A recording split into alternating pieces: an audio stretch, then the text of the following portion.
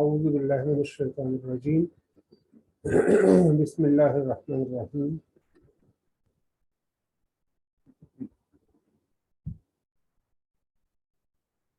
रोज़े की फजीलत के बारे में एक हदीस मुबारक है।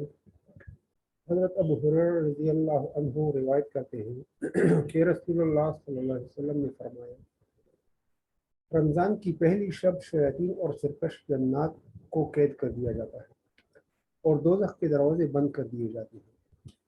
एक दरवाज़ा भी खुला नहीं रहता और जन्नत के दरवाजे खोल दिए जाते हैं, एक दरवाज़ा भी बंद नहीं रहता।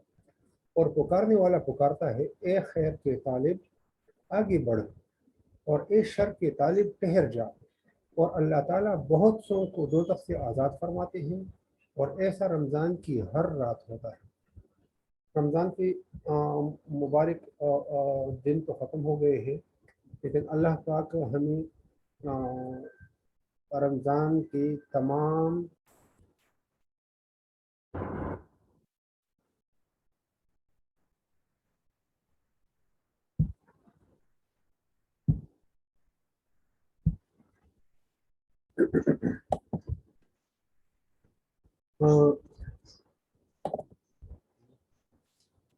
अल्लाह अकबर। आज का हमारा लेक्चर है बायोकेमिस्ट्री ऑफ कनेक्टिव टिश्यू। मैं doctor Mohammad Amjad Afridi, senior lecture, Gajju Khan medical college, biochemistry department के आपके साथ मुखातिब हूँ। कनेक्टिव टिश्यू में दो चीज़ें होती हैं। Connective tissue is formed by cells and extra cellular matrix. Extra cellular matrix का मतलब है ये भी है कि भाई intra cellular matrix. Extra cellular मतलब सेल से बाहर, और इंट्रा सेलुलर मतलब मुख्तलिफ सेल्स के in between. Extra cellular matrix का फंक्शन क्या है? स्टेबलाइजेशन ऑफ टिश्यू स्ट्रक्चर है, रेगुलेशन ऑफ सेल बिहेवियर है, जिसमें सर्वाइवल, डेवलपमेंट, माइग्रेशन और प्रोलिफरेशन वगैरह आती है। मेम्ब्रेन फिल्ट्रेशन बैरियर के थ्रू काम करता है। एक्सचेंज करता है different metabolites of ions and water को इन एंड आउट, ठीक है ना। मुख्तलिफ सेल इन और आउट एक्स्ट्रा सेलुलर मैट्रिक्स में होता है आयंस, मेटाबॉलाइट्स और वाटर। रिपेरेशन फंक्शन, इसी तरह इम्यून प्रोसेस और पार्टिसिपेशन इन इन्फ्लेमेशन वगैरह में ये एक्स्ट्रा सेलुलर मैट्रिक्स के फंक्शन हैं। ये कनेक्टिव टिश्यू के सेल्स कौन कौन से हैं? फाइब्रोब्लास्ट्स हैं, कॉन्ड्रोब्लास्ट्स हैं, ओस्टियोब्लास्ट्स हैं और ओडोंटोब्लास्ट्स हैं। और आपको पता लग रहा है कि भाई फाइब्रोब्लास्ट से क्या चीज़ आगे बनती है? फाइब्रस टिश्यू बनता है। कॉन्ड्रोब्लास्ट से क्या बनता है आगे? कार्टिलेज। ओस्टियोब्लास्ट से ओस्टियोक्लास्ट और बोन बनते हैं, और ओडोंटोब्लास्ट से टूथ वगैरह बनते हैं। और एक्स्ट्रा सेलुलर मैट्रिक्स के कौन कौन से फाइबर पार्ट्स हैं?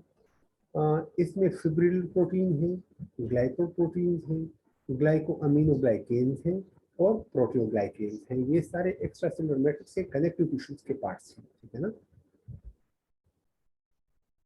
फिर जब हम फिब्रिल प्रोटीन की बात कर रहे हैं, जो parts of extra cellular matrix हैं, ठीक है ना। तो fibril protein, these are structural protein. ये क्या करता है? स्ट्रक्चर को मेंटेन करता है और स्ट्रक्चर को बनाता है। इसमें कोलेजन और इलास्टिन आते हैं। कोलेजन हमें क्या चीज़ देता है? ये कोलेजन फाइबर्स जो हैं ये हमें फर्मनेस देते हैं, और इलास्टिक फाइबर जो इलास्टिन से निकलते हैं ये हमें इलास्टिसिटी और मोबिलिटी देते हैं, ठीक है ना। तो इसके बाद नेक्स्ट जो है कोलेजन, ठीक है ना। तो collagens are the most abundant protein in mammals, जो fibrillary protein का पार्ट है, and they form about 25% of all body proteins. Collagen is made of Greek word colla, means glue, and geno means constitute. By boiling collagen, when it became denaturated to colloid solution, जिसको हम gelatin बोलते हैं, ठीक है ना। Gelatin का नाम आपने सुना होगा। ये जब कोलेजन को बॉईल किया जाता है तो इनकी डीनेचुरेशन होती है और उससे एक कोलॉइड सॉल्यूशन बनते हैं जिसे जेलेटिन बोलते हैं। It is main protein of extracellular matrix and take part in component of tendons, cartilages, bones, teeth, skin and vessels. इन सब में ये इनकी कंस्टिट्यूएंट्स होते हैं। इनकी प्रॉपर्टीज क्या है कि भाई फिब्रिल प्रोटीन जो है ये नॉन सॉल्युबल है और हाई स्ट्रेंथ है इसमें, है ना। इसी तरह स्ट्रक्चर ऑफ कोलेजन की जब हम बात करते हैं तो collagen has characteristic amino acid composition and there specific sequence. इसकी एक अपनी स्पेसिफिक सीक्वेंस है और क्या है प्राइमरी स्ट्रक्चर में क्या है कैरेक्टरिस्टिक ए कंपोजिशन और ए सीक्वेंस है इनकी। ये आगे हम अभी जाएंगे बात करेंगे तो आपको समझ आ जाएगी। मेच्योर कोलेजन में जो है ट्रिप्टोफान नहीं होते और ना ही सिस्टीन होते हैं। So from the nutritional point of view not fully valuable protein, ठीक है ना। अगर न्यूट्रिशनल पॉइंट ऑफ व्यू से देखा जाए तो ये इतना न्यूट्रिशियस नहीं होता क्योंकि इसमें ट्रिप्टोफान और सिस्टीन वगैरह नहीं होते। और जब हम इसकी प्राइमरी स्ट्रक्चर की बात करते हैं तो कैरेक्टरिस्टिक ए कंपोजिशन होती है इसकी। फंडामेंटल अमीनो एसिड्स इनमें कौन कौन से हैं? 33% ग्लाइसिन है और 13% प्रोटीन है। और इसी तरह 4 हाइड्रोक्सी प्रोटीन 9% है और 5 हाइड्रोक्सी लेजिन जो है वो 0.6% है। जब हम इनकी प्राइमरी स्ट्रक्चर की बात करते हैं जिसको हम कहते हैं कैरेक्टरिस्टिक ए सीक्वेंस है तो इसमें ट्रिपलेट होती है ग्लाइसिन की, प्रोलीन की और हाइड्रोक्सी प्रोलीन, ठीक है ना। And every third A is glycine, ठीक है ना। On the next position frequently proline और थर्ड पोजीशन पे इसकी हाइड्रोक्सी प्रोलीन होती है। ये इसका कोलेजन स्ट्रक्चर है ना। किस चीज से बना है? ट्रिपलेट से बना है, ग्लाइसिन, प्रोलीन और हाइड्रोक्सी प्रोलीन। और इसका नेक्स्ट कंपोनेंट फिर ग्लाइसिन होगा, प्रोलीन होगा और फिर हाइड्रोक्सी प्रोलीन होगा। सेकेंडरी स्ट्रक्चर की अगर कोलेजन की बात करें और उसको हम कंपैरिजन करें collagen helix to the alpha helix which represents the most common secondary structure protein, तो इसमें हम देखेंगे कि भाई कोलेजन हाइलेक्स और अल्फा हाइलेक्स की स्ट्रक्चर में फर्क है। कोलेजन हाइलेक्स जो है ये लेवर रोटेटरी हाइलेक्स है। लेवर रोटेटरी का मतलब क्या है कि लेफ्ट तरफ इसकी बेंडिंग हुई होती है हाइलेक्स की, जो इसका हेलिकल स्ट्रक्चर होता है। और जो अल्फा हेलिक्स प्रोटीन की हम बात करें तो इसकी डेक्स्ट्रो रोटेटरी हेलिक्स होती है। मतलब इसकी जो हेलिकल स्ट्रक्चर होते हैं वो राइट तरफ को रोटेट हुए होते हैं और उससे वो स्ट्रक्चर बना होता है। इसी तरह जो है स्टीपल राइजिंग इसकी होती है, मतलब स्टेप बाय स्टेप इसकी राइजिंग होती है। और हेलिकल अल्फा हेलिक्स की वो ग्रेजुअल राइजिंग होती है, स्टेप वाइज नहीं होती। इसी तरह इंट्राचेन हाइड्रोजन बॉन्ड्स इसमें नहीं होते कोलेजन हाइलेक्स में। और जो अल्फा हेलिक्स होते हैं वो इंट्राचेन स्टेबलाइजेशन इनकी हाइड्रोजन बॉन्ड्स के थ्रू होती है।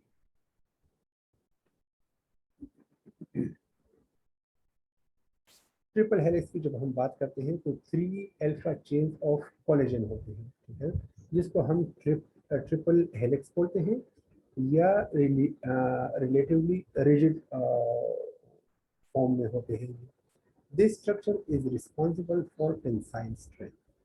जो ट्रिपल हेलिक्स की जब हम बात करेंगे कर रहे हैं जिनमें क्या आया था, इधर आप देखिए ग्लाइसिन, प्रोलीन और हाइड्रोक्सी प्रोलीन, ठीक है ना।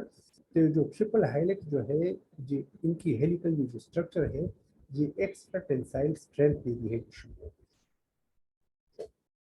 The origin is dependent on the oddness of the primary structure. It has high presence of glycine, smallest amino acid, no side chain, ठीक है ना, इसमें होती है।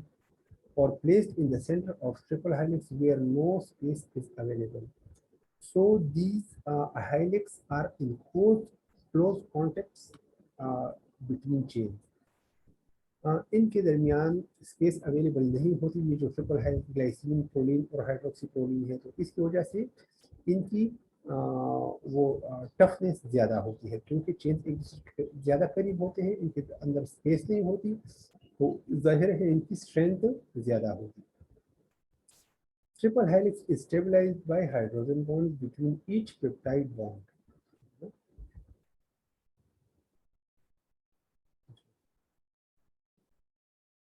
इसी तरह जब कोलेजन चेन की बात होती है, तो the collagen chain is extra ordinary long and contain approximately 1000 AA। जो स्ट्रक्चर इनका होता है वो उनकी लेंथ ज़्यादा होती है। The collagen chain are called alpha 1 to alpha 3. They differ in the AA representation.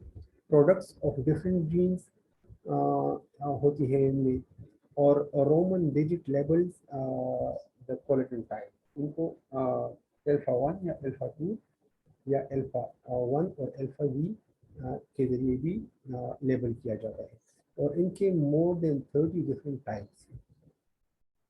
The representation of chains differ in individual types of collagen.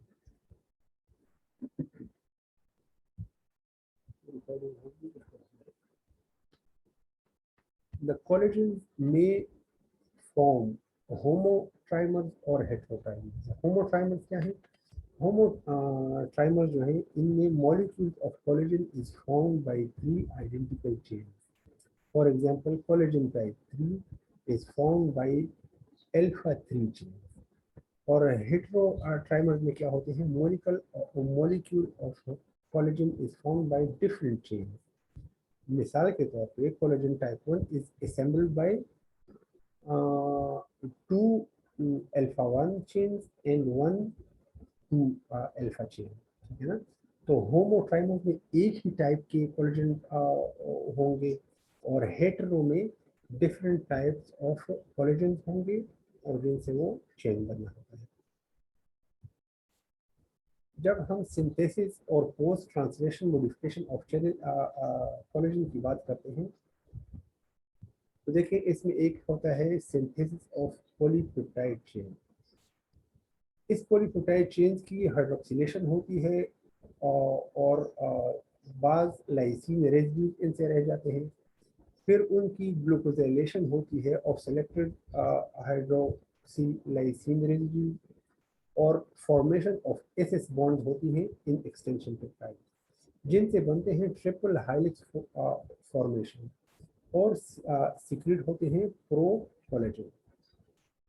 ये प्रो कोलेजन फिर आगे प्रोटियोलिटिक रिमूवल ऑफ पेप्टाइड इनमें होती है, और इसकी वजह से असेंबलिंग होती है कोलेजन फिब्रिल्स, और आखिर में क्रॉस लिंक्स बनती हैं, और वो जो नॉर्मल ट्रिपल हेलिक्स बनती है कोलेजन की, वो उनसे आखिर में बन जाती है थ्रू क्रॉस लिंकेज, और उनके दरमियान स्पेस भी कम होती है, इसलिए उनकी टेंसाइल स्ट्रेंथ भी ज़्यादा होती है। अब हम बात करते हैं कि भाई hydroxylation of proline and lysine के बारे में। देखें, सेकंड स्टेप जो है hydroxylation of proline and some lysine residues. तो हाइड्रोक्सीप्रोलीन की क्या चीज़ है कि भाई necessary for origin of triple helix by formation of hydrogen bond between individual chain. और हाइड्रोक्सिलेसिन जो है glucosylation on the form of hydroxy group.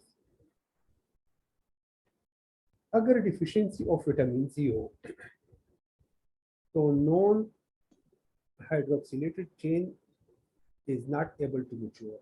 ठीक है, क्या होगा? अगर विटामिन सी की डिफिशियंसी हो, तो नॉन हाइड्रोक्सी चेन जो है वो मैच्योर नहीं हो सकता होगा।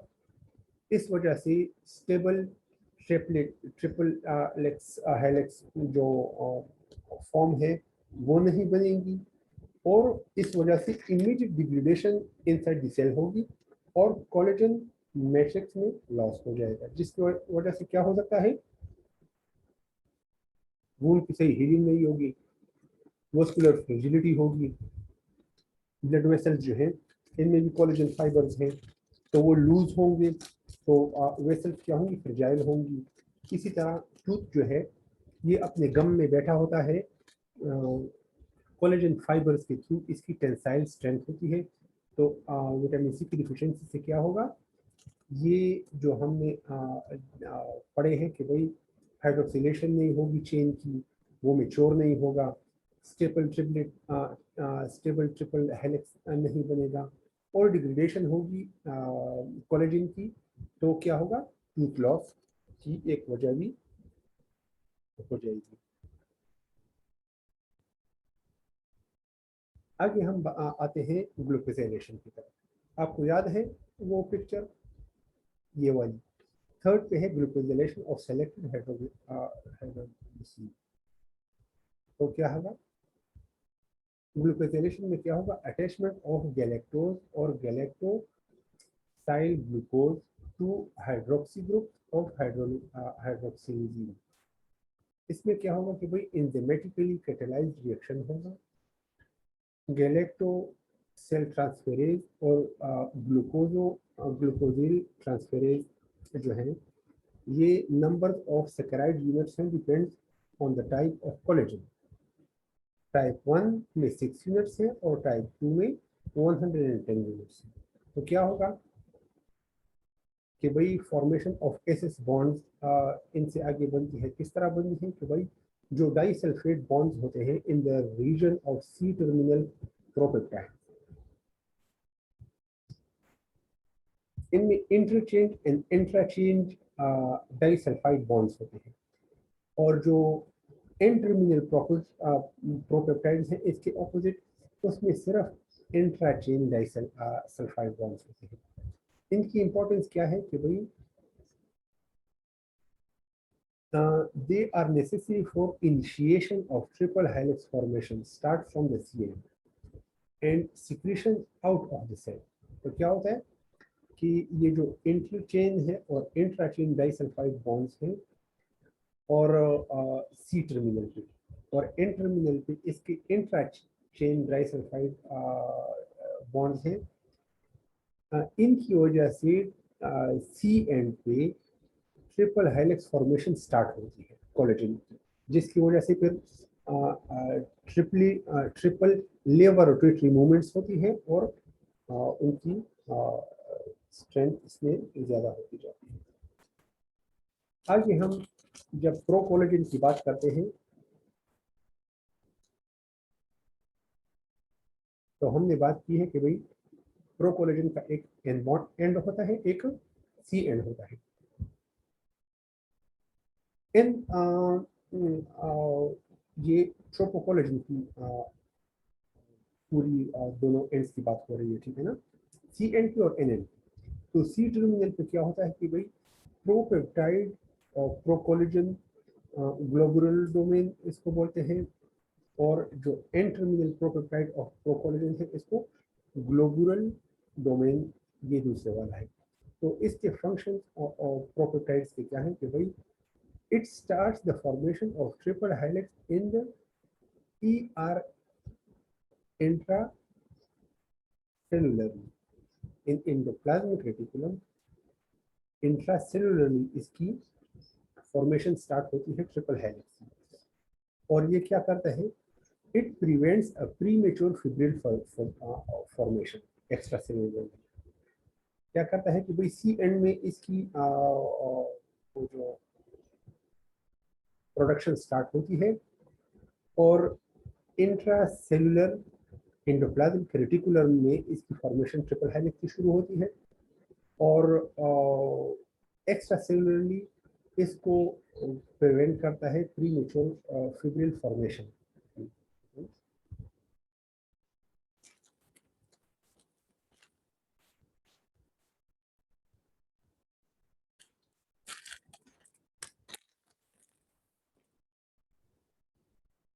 क्लीविंग ऑफ प्रोपेप्टाइड्स, इसमें क्या होता है कि भाई एक्स्ट्रा सेलुलर प्रोटीनेज जो है, जिसको एमिनोपेप्टाइडेज भी बोलते हैं, और एक्स्ट्रा सेलुलर प्रोटीनेज जो है जिसको कार्बोक्सीपेप्टाइडेज बोलते हैं, ये जो है ये सिजरिंग इफेक्ट इसका होता है और ये फिर डिसाइड करता है कि भाई इसकी फॉर्मेशन कब स्टार्ट हुई है और कब इसको एंड करना है, ठीक है ना। तो आपने देखा होगा कि भाई जब जब ग्रोथ होती है तो वो कंट्रोल्ड ग्रोथ होती है, ठीक है ना। अगर ग्रोथ अपने हाथ से कम हो तो तब भी प्रॉब्लम काज होगी, अगर अपने हद से ज़्यादा हो ग्रोथ तो तब भी प्रॉब्लम काज होगी। तो ये दो एंजाइम्स हैं, प्रोटीनेज और एमिनोपेप्टाइडेज और कार्बोक्सीपेप्टाइडेज, ये सिजरिंग का काम करते हैं और जो कोलेजन की डेवलपमेंट हो रही होती है इसको एक ख़ास टाइम में ये जो इनके एन टर्मिनल और सी टर्मिनल है इनको कट कर देते हैं ताकि वो लेंथ बने जो लेंथ कोलेजन की या जो इन फाइबर्स की है वो चाहिए होती है। तो उन पर इसको क्या करते हैं, क्लीव कर लेते हैं और इनको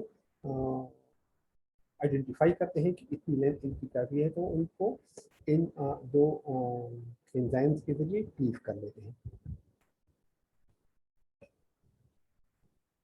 अच्छा, आगे फिब्रिल्स की बात हो रही है कि भाई फॉर्मेशन ऑफ फिब्रिल, तो ट्रोपोकोलेजन की स्पॉन्टेनियस पॉलीमरेशन होती है और इससे कोलेजन फाइब्रिल बनते हैं। The way of aggregation of fibril collagen, regular arrangement along the row and in the adjacent row, monomers in one row are not linked end to end or adjacent row is displaced by 1/4 of the length. In the arrangement of monomer act the weak non-covalent bond. Cross linkage इसकी कैसे होती है कि भाई collagen fibre जो है वो stabilise होते हैं bye formation of covalent cross linkage. इनमें क्रॉस लिंकेज होती हैं, आप इस पिक्चर में देख रहे हैं कि क्रॉस लिंकेज की वजह से इनकी एक्स्ट्रा जो है वो स्टेबलाइजेशन होती है और एक्स्ट्रा स्ट्रेंथ इनकी होती है, which can be formed either within the tropocollagen molecule between the three chains and between the tropocollagen molecules intramolecular crossing। तो क्या है कि भाई इंटर लिंकेज होती है एक्स्ट्रा ऑर्डिनरी स्ट्रेंथ के लिए इन कोलेजन फिब्रिल्स। जब हम फॉर्मेशन ऑफ क्रॉस लिंक्स की बात करते हैं तो भाई फंक्शन ऑफ क्रॉस लिंक का क्या है, stabilization and strengthening of collagen fibrils and high breaking strength and lower extensibility. एक तो है स्टेबलाइजेशन ज़्यादा हो जाती है, दूसरी है स्ट्रेंथनिंग ऑफ कोलेजन फाइबर ज़्यादा हो जाती है।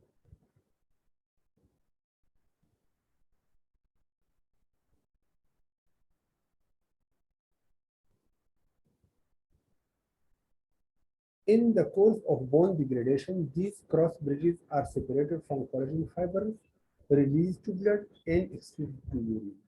तो ये क्रॉस लिंकेज की एक और नेक्स्ट अहमियत क्या है कि भाई डिग्रेडेशन इनकी आसानी से फिर होती है, ठीक है ना। जब हम कोलेजन्स की और व्यू की बात करते हैं तो इसमें कोलेजन के मुख्तलिफ टाइप्स हैं, type 1, type 2, type 3 and type 5, ठीक है ना।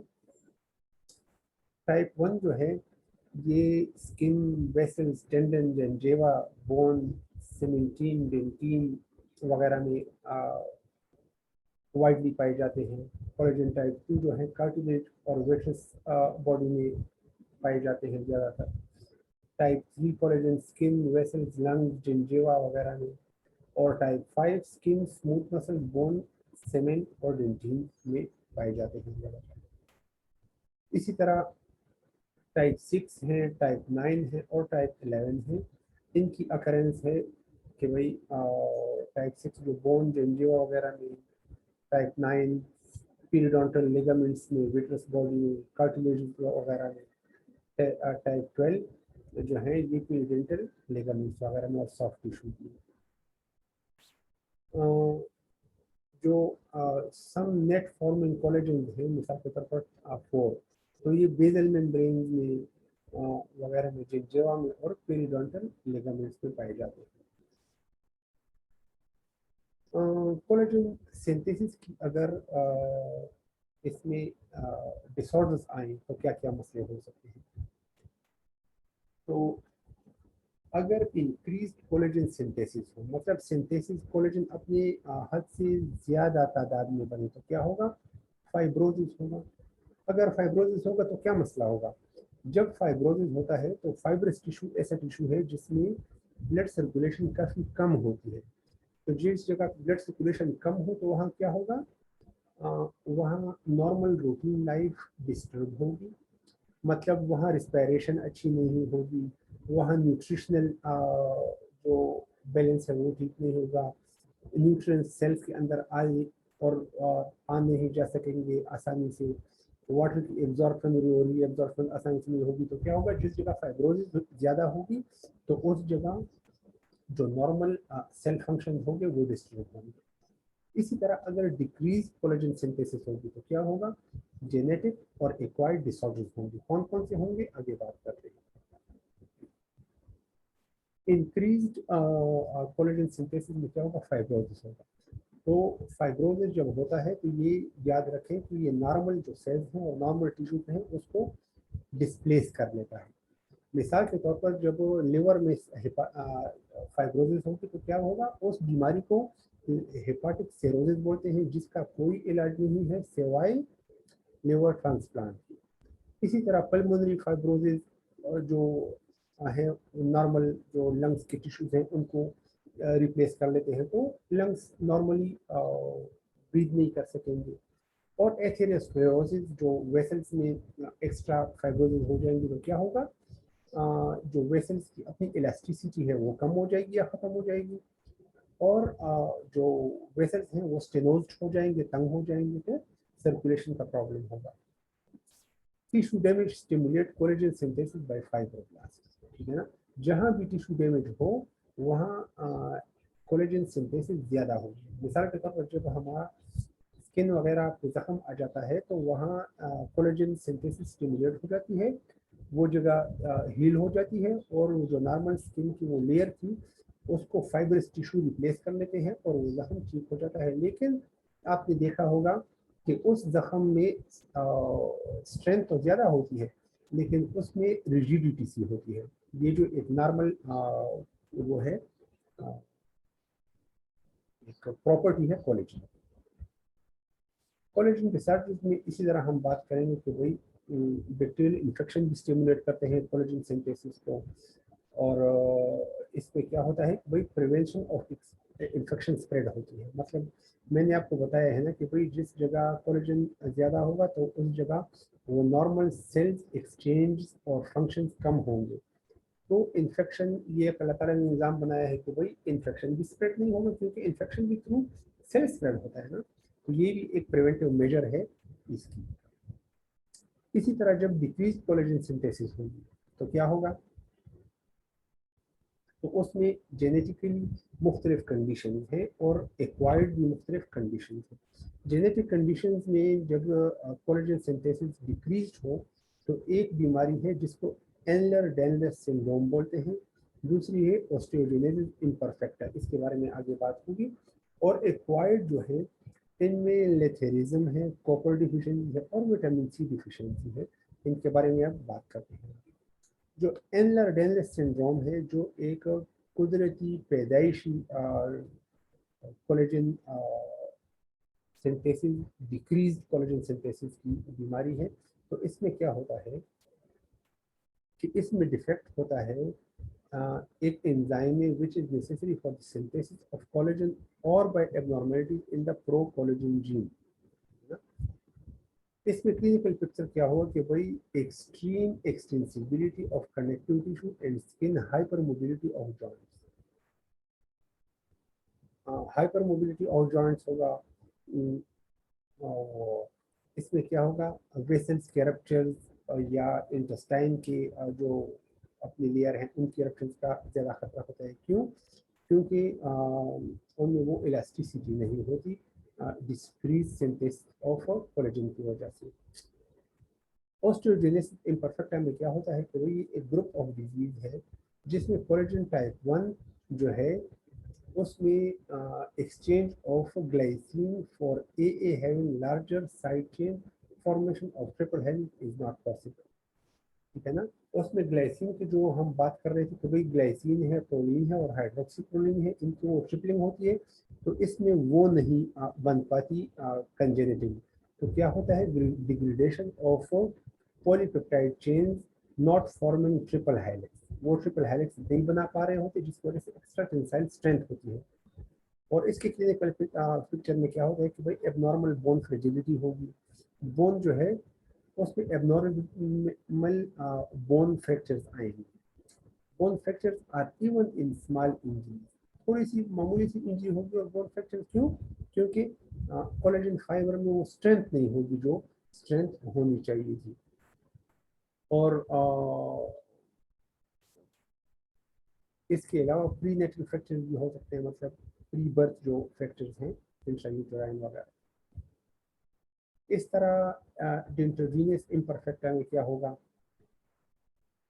कि भाई इस group of disease caused by mutation in alpha 1 gene associated with osteogenesis imperfecta. इसमें क्या होगा, थिन एनिमल होगा, डिस्कलरेशन ऑफ टीथ होगी, इसी तरह लो मैकेनिकल रेजिस्टेंस ऑफ टीथ होगी, मतलब आसानी से दांत टूटते हैं, आसानी से गिरते हैं। इसी तरह अगर क्रॉस लिंकेज में प्रॉब्लम हो, मैंने आपको बताया था कोई क्रॉस लिंकेज एक तो हमको एक एक्स्ट्रा स्ट्रेंथ देती है और दूसरा क्या, डिग्रेडेशन में आसानी होती है। तो ये क्रॉस लिंकेज में डिस्टर्बेंस ये एक मतलब इनहेरिटेड डिजीज नहीं है, ये एक एक्वायर्ड डिजीज है। तो किस वजह से होती है, ज़्यादातर कॉपर डिफिशियंसी की वजह से, या animal food containing beta amino propionitrile, जिसको बोलते हैं स्वीट पी वगैरह। तो ये क्या करता है, लेसिलॉक्सीडेज को ब्लॉक करता है। तो इस वजह से इसमें को बताया गया कि भाई लिथेरिज्म वो करता है, काज करता है। इसकी मैनिफेस्टेशन में क्या है कि भाई extreme fragility of connective tissues होंगी, बोन्स और वेसल्स में एक्सट्रीम फ्रेजिलिटी होगी, तो सबक्यूटेनियस ब्लीडिंग होगी, एबनॉर्मल बोन फ्रैक्चर वगैरह होंगे, ठीक है ना। इसी तरह फिर इलास्टिन कनेक्टिव टिश्यू की एक फर्दर वो है टाइप है। और इलास्टिन जो है ये बेसिकली इससे इलास्टिक फाइबर्स बनते हैं जो क्या देते हैं, इलास्टिसिटी देते हैं मुख्तलिफ टिश्यूज में बॉडी में। इलास्टिन या इलास्टिक फाइबर्स किस किस जगह होते हैं, आर्टरीज में होते हैं, पर्टिकुलरली इन आयोटा, स्किन में, टेंडन में, लूज कनेक्टिव टिश्यूज में, लंग्स में होते हैं, ठीक है ना। तो synthesis takes place in early development और after tissue development. Half life is approximately 70 years, lower content in elderly people. Elastin की प्रॉपर्टीज क्या है, तो भाई एक्सटेंसिबिलिटी एंड कॉन्ट्रैक्टिबिलिटी इसकी प्रॉपर्टी है, रबर की तरह हमें रिजेंबल करता है। इसके अलावा after extension elastin is able to return to original size in original form. Tensile strength lower है देन कोलेजन, ठीक है ना। और हाइड्रोफोबिक है, practically insoluble in aqueous solution. Primary structure of elastin में क्या है कि भाई अकरेंस ऑफ एमिनो एसिड में है 1/3 glycine, high quantum of non polar AA, low hydroxyproline, no hydroxylysine, elastin is not glucosylated. Sequence of amino acids इनमें क्या क्या है कि भाई typical triplet as in collagen is not present. जो collagen में था वो टिपिकल ट्रिपलेट हेलिक्स थी और इसमें टिपिकल ट्रिपलेट हेलिक्स की प्रेजेंस नहीं होती। सेकेंडरी स्ट्रक्चर क्या है कि भाई elastin does not form a regular secondary structure. Elastin has a character of random coil. Conformation enabling extension and contraction इसमें होती है। और tertiary structure जो है a stable secondary structure is not expressed. इसमें एक सिंगल सा फाइबर होता है और जो कोलेजन में था उसमें ट्रिपल फाइबर होता है, ये दोनों में फर्क है।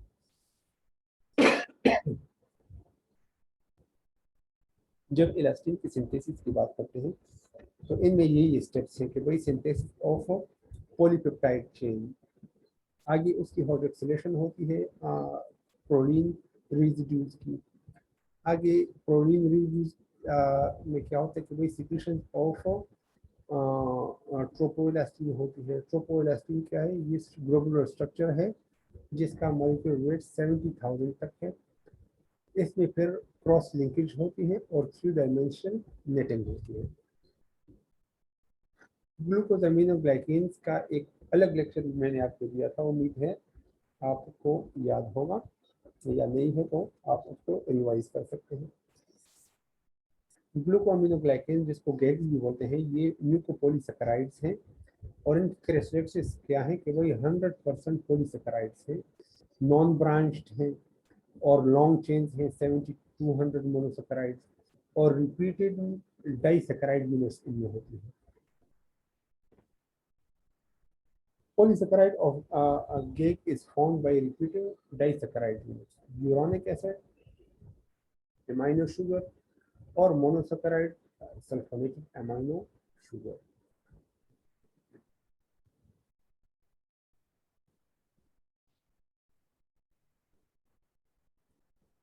ग्लूकोजामिन की characteristics क्या क्या हैं कि भाई chains repel each other in the solution tend to strengthen. Negatively charged groups bind cation sodium and potassium, osmotically active हैं, strongly hydrophilic हैं। हाइड्रोफिलिक का क्या मतलब है कि भाई वाटर को एब्जॉर्ब करते हैं। In low concentration form hydrated gel, act as filter allowing the diffusion of small molecules and prevents the diffusion of proteins and movement of cells. ग्लाइकोअमीनोग्लाइकेन्स के 7 टाइप्स हैं जो एक दूसरे के साथ डिफर करते हैं, ठीक है ना। कॉन्ड्रोइटिन 4 सल्फेट है, कॉन्ड्रोइटिन 6 सल्फेट है। इसका एक अलग लेक्चर मैंने आपको दिया है, उम्मीद है वो आपको रिवाइज भी कर लेंगे। कॉन्ड्रोइटिन 4 सल्फेट में क्या है, cartilage, bone, vascular wall, aorta, cornea. और कॉन्ड्रोइटिन 6 सल्फेट में एम्ब्रियोनल कनेक्टिव टिश्यू है, हर्ट वाल्व है, cartilage, bone, vascular wall, aorta, cornea होता है। Chondroitin 4 sulfate or 6 sulfate जो है, both are most abundant gags in the body. Both bind collagen and firmly connect the fibrils. Depletion of uh, chondro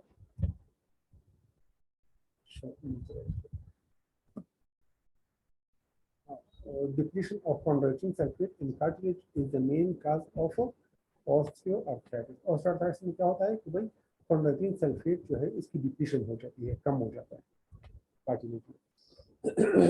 फिर आगे इसकी gag की further वो है टाइप है केराटिन सल्फेट और डर्माटान सल्फेट। तो केराटिन सल्फेट ये इंटरवर्टेब्रल डिस्क में होता है, बोन, कार्निया, पेडेंटिन, सीमेंट, पेरिडोन्टल लिगामेंट्स। और जो डर्माटिन सल्फेट होता है प्रिडोमिनेटली इन स्किन और वेसल। देखो डर्मा से बनता है स्किन, तो डर्माटान सल्फेट प्रिडोमिनेटली इन स्किन है, वेसल्स है, हर्ट वाल्व है, टेंडन, लंग, जिंजिवा वगैरह में। आगे हेपारिन और हेपारान सल्फेट इसकी फर्दर टाइप्स हैं जो गैग्स हैं। तो heparin deposited intracellularly in granules of mastocytes along arteries in liver, lung and skin। और इसका इफेक्ट क्या है, एंटीकोगुलेंट इफेक्ट है। और जो हेपारान सल्फेट है ये एक्स्ट्रा सेलुलरी डिपॉजिट होता है बेजल सेल मेम्ब्रेन में, बेजल मेम्ब्रेन में, और cell surface larger than heparin इसके होते हैं, जिंजेवा में, पेरिडोन्टल लिगामेंट्स में और सीमेंट वगैरह। आगे इसका 7th जो टाइप है ये hyaluronic acid. hyaluronic acid basically ये रिपीटिंग डाइसैकेराइड है। इसकी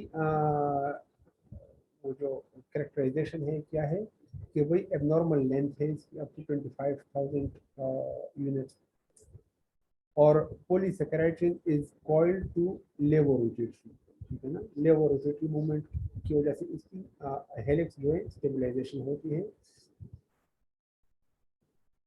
इसी तरह जो hyaluronic एसिड है जिसको hyaluronic भी कहते हैं, ये किस किस जगह पाया जाता है? प्रोटियोग्लाइकन एग्रीगेट्स में, विट्रस बॉडी में, सिनोवियल फ्लूइड्स में, उम्बिलिकल कॉर्ड में। Production increases during wound healing, ठीक है ना। और आपको एक बात बताता जाऊं कि भाई hyaluronic एसिड जो है ये सिंथेटिकली भी बनता है और काफ़ी महंगा प्रोडक्ट है, और ख़ासकर उन पेशेंट्स में इस्तेमाल होता है जिनमें वुंड हीलिंग नहीं हो रही पाती मुख्तलिफ वजूद मसलों की वजह से, ख़ासकर डायबिटीज़ की वजह से। तो उसको ये hyaluronic एसिड एक्सटर्नली भी दिया जाता है और उससे वुंड हीलिंग बहुत ज़्यादा बूस्ट होती है। आगे जो कनेक्टिव टिश्यू की टाइप है प्रोटियोग्लाइकेन्स। तो proteoglycans are found by glucosaminoglycans attach to core protein. जब गैग्स अटैच होते हैं कोर प्रोटीन के तो इनसे बनता है प्रोटियोग्लाइकेन। इनके फंक्शंस क्या हैं कि भाई increase of pressure resistance, sieve और macromolecule, restriction of their diffusion, lubrication effect देता है, हाइड्रेशन ऑफ जॉइंट्स देता है, adhesion of cells to their migration का इफेक्ट देता है। इसी तरह involvement in the development of cells and tissue में हेल्प करता है, बाइंडिंग ऑफ सिग्नल मॉलिक्यूल्स में हेल्प करता है, और bone tissue binding of calcium salts to bones में हेल्प करता है प्रोटियोग्लाइकेन। इसके अलावा फर्दर टाइप है एडहेजन ग्लाइकोप्रोटीन कनेक्टिव टिश्यू में। तो ये क्या करते हैं कि भाई ensure specific interaction between cells and molecules of extra cellular matter. Adhesion जो एडहेजन ग्लाइकोप्रोटीन होते हैं, तो functions of adhesion glycoproteins are what? Attachment of cells to extra cellular matrix, organization of compounds of extracellular matrix, or long flexible molecules with several binding sites। Collagen extra जो matrix protein होते हैं, polysaccharides होते हैं और cell receptors होते हैं, इन सब को अटैच करता है, एडहेसिव करता है इन कंपोनेंट्स के साथ और मैट्रिक्स वगैरह के साथ। एडहेजन जो ग्लाइकोप्रोटीन होते हैं, इनमें क्या क्या आते हैं? फाइब्रोनेक्टिन, लेमिनिन, ओस्टियोनेक्टिन और कॉन्ड्रोनेक्टिन। तो फाइब्रोनेक्टिन क्या है? फाइब्रिस फिब्रिल को एडहेसिव करते हैं। ऑस्टियोनेक्टिन जो बोन सेल्स हैं, लेमिनिन जो है ये लेमिना जो बेसल मेम्ब्रेन है उसको एडहेसिव करता है, और कॉन्ड्रोनेक्टिन जो कार्टिलेज के सेल्स हैं उनको एडहेसिव करते हैं अपने साइड्स पर। Fibrinolectin formed by two segments arranged of shape of lateral V। तो इनकी बाइंडिंग साइट्स क्या क्या है? कोलेजन है, हाइपर हेपारान सल्फेट है, हाइलुरोनेट है और इंटीग्रिन है। और इनके functions as a connection of cells in extra cellular matrix containing fibrillar collagen.